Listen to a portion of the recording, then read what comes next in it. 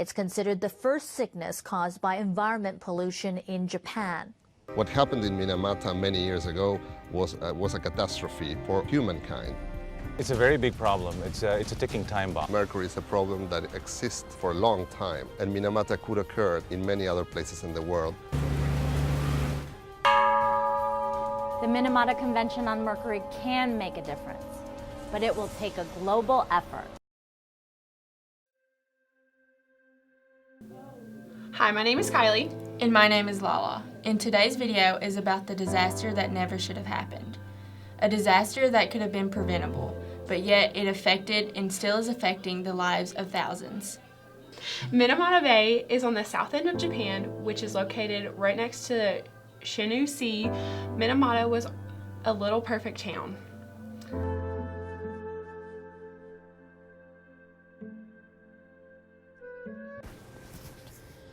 It had the best scenery with mountains on one side and the big blue ocean on the other side, as well as great work opportunities because of the Chizo company had opened a huge chemical factory. Emma, could you explain what the factory made and how it affected the lives who lived in the town? In 1932, the Shiso Corporation started to produce a chemical called acetaldehyde, and acetaldehyde is used as a precursor to produce products like acetic acid and some plastics. To make the chemical, a particular catalyst is needed, and a catalyst is something that allows chemical reactions to go faster. The Shiso Corporation decided to use mercury as its catalyst and then dump the leftovers, which was an inorganic mercury, from the reaction into the bay. Then, the anaerobic bacteria that was naturally in the oceans came into contact with the inorganic mercury and transformed into methyl mercury. Methyl mercury is very poisonous, and the plants absorb the poisonous chemical, and then the fishes wouldn't eat the poisoned plants. And the thing is, the chemical doesn't leave the fish's body. It stays and accumulates over time. Japan's food culture consists of eating lots of seafood. And of course, the people living in the town of Minamata didn't know about the contaminated waters or seafood. So of course, they continued to eat it. Here are Tia and Deba to explain the timeline of Minamata's disaster. Hi, I'm Tia. And I'm Deba. The Chiso factory first started releasing the chemicals into the water in 1932, but the first cases of Minamata disease was not reported until 1956. The toxic waste did not stop being released into the water until 1968. Over this time period, there was 36 years of exposure to the people. The people of Minamata did not start getting sick until 24 years after the toxic waste started being dumped.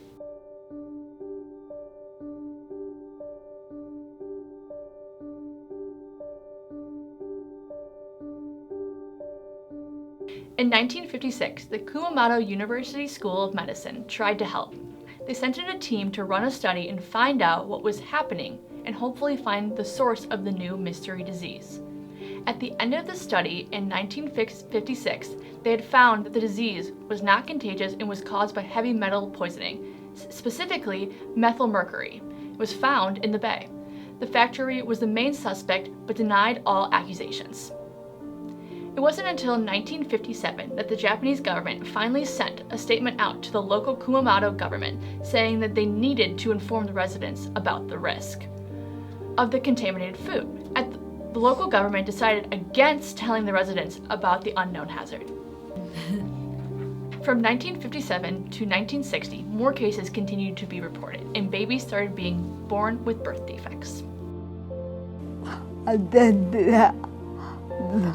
Tatamoto di nombre Nana Tataranta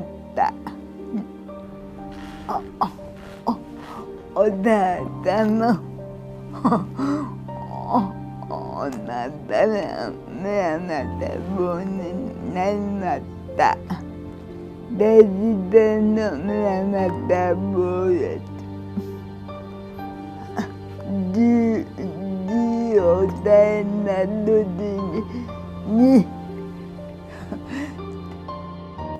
The research group still presented their hypothesis, and Minamata disease started to become known throughout the towns.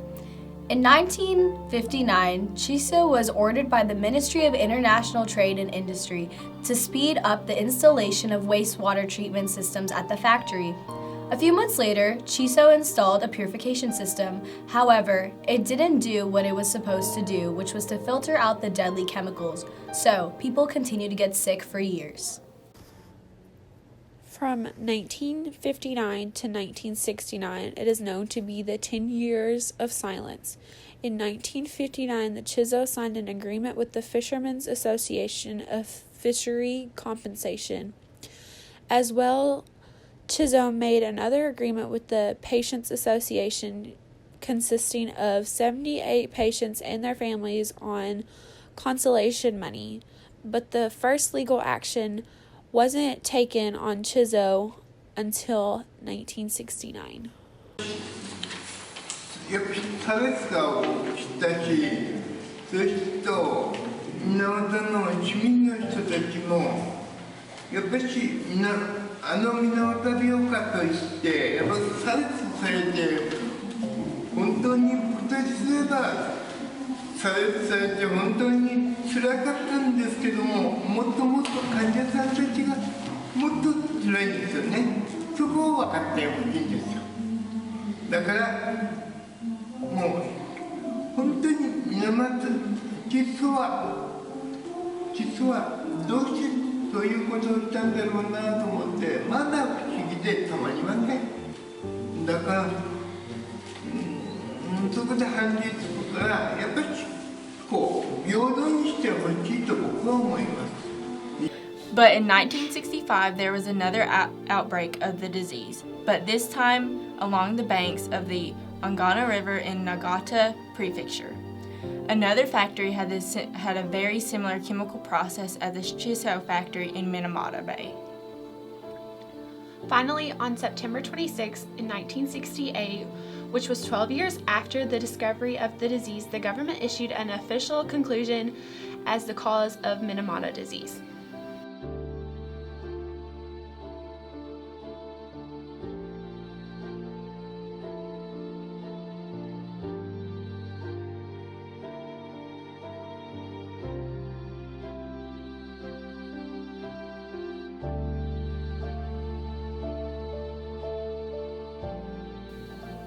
$2,955 victims have been officially affected by Minamata, and 1,784 people have since died. The Minamata Convention on Mercury can make a difference, but it will take a global effort. Well, the first important step is to help as many as countries to enact Minamata Convention so that Minamata Convention become effective. There is no reason to delay it. But we need all the countries of the international community being part of a universal agreement because mercury is a global issue. It's time to work with our partners and begin to solve the problem.